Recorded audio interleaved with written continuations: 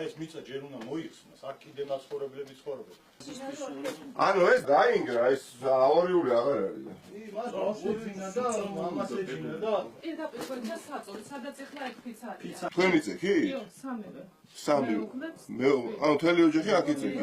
წინა დღესაც რაღაცა ხმები იყო, მაგრამ და მეგონა ქაფიძვრებოდა ზემოდან და არ მივაქციეთ ყურადღებად. საოცრად გადარჩენილები რა.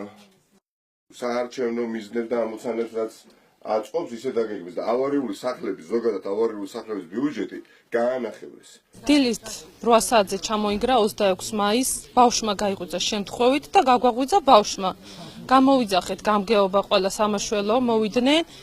შემდეგ გამოგვიგზავნეს რაღაცა საბუთები, რომ რაღაცები მოსაგროვებელი და იმ დღის მერე რეაგირება არ არის საერთოდ, არაფერი. თავიდან შეგკვირდნენ, რომ ქირით გაგიყვანთო და ფულსაც ჩაგირეცხავთო. არც იმას არ გვირეცხავენ. თბილისის რამდენობაში, რამდენ ავარიულ სახლში ვარ წლების განმავლობაში ნამყოფი, მაგრამ მსგავსი რამ არასოდეს ამინახავს. ეს აღარ არის ავარიული სახლი, ეს არის დანგრეული სახლი, სახლი, სადაც სასწაულებრივად გადაურჩა სიკვდილს ოჯახის 3 წევრი მცირეწლოვან ბავშვთან ერთად. 4 წლის ბავშვი დილის 8 საათზე ხედავთ თქვენ, მართლაც საოცრად არის გადარჩენილი. ამ სახლის ზემოთ გამავალი ქუჩა არის იმდენად დაზიანებული, რომ გზა ჩაინგრა ძლიერი წვიმის შედეგად და გზის ნგრევის შემდგომ ჩამოინგრა ამ სახლის კედელიც.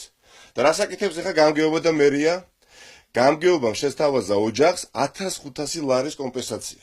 1500 ლარი ხოდ აი ამ ნაგავის და ნანგრევების გატანას არ იყოფა. პირდაპირ მოვალეობა არის გამგეობის და მერიის, რომ ასეთ ოჯახს დახმარება დაუყოვნებლივ აღმოუჩინოს, მაგრამ არა აქვთ ეს თანხა გაყოფილი მსგავსი ავარიული სახლებისთვის, ვინაიდან წინა საარჩევნოდ სხვადასხვა მუხლებში გადაიტანეს თანხები და გრევის პირას არსებული ოჯახები რეალურად სიკვდილისთვის არიან განწირული და ის ქუჩა რომ არ ჩანგრეულიყო, რომლის მოვაპატრონდა პირდაპირ მერიას ევალება, ეს სახლი არ დაინგრეოდა. ამიტომ მოუწოდებ დედაქალაქის ჯერ კიდევ მერს ბატონ ნარმანიეს და გამგებელს ჯერ კიდევ ნაძალადევისა და დაუყოვნებლივ მიხედოს ამ ოჯახს.